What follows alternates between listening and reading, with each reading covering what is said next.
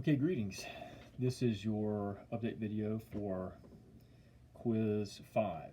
So this is your quiz due September 21st. Want to make sure, I'm just looking at the quiz now so you know. Here's what's coming up. You're going to need to know some vocabulary. Particularly, you're going to need to know your prepositions. So this is your vocabulary from chapter 8. You need to know your prepositions. Remember, you have several prepositions that have a different meaning on the basis of what case the object is in.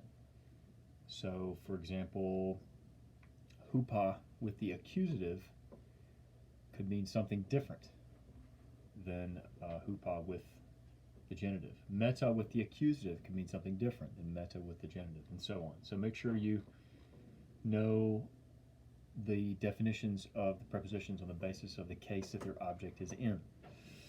Okay, let's see. Yeah, so there's one different vocabulary word, but basically all your vocabulary words this week, except for maybe one or two, are prepositions, okay? Couple grammar questions.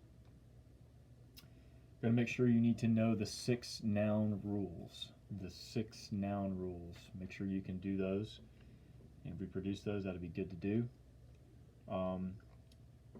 Remember the paradigm for the article. Okay, if you get the paradigm for the article, you should be able to do the paradigms for the bulk of the nouns. Okay.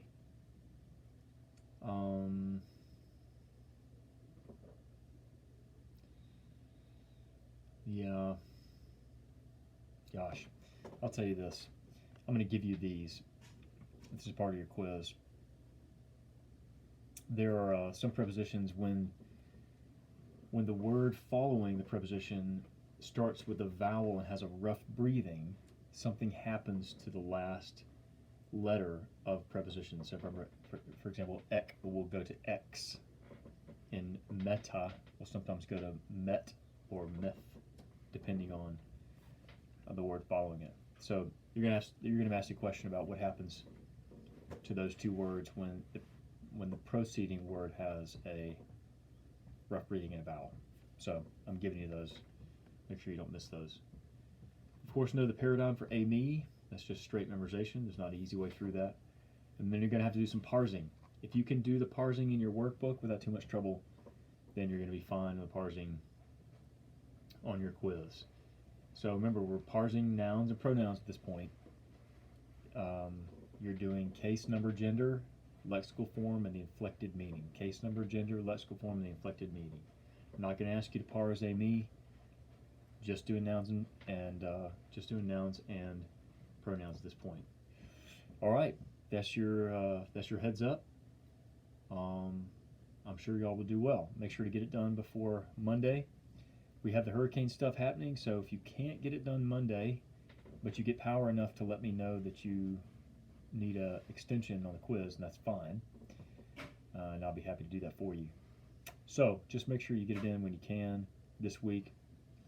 But we do need to try to stay on track. So I don't want to adjust the deadlines just yet for the rest of the semester, unless we find out that some of you have been significantly affected.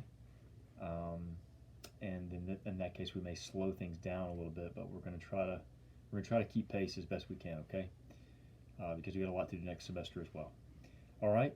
Hope you're all doing well, and we'll talk to you soon.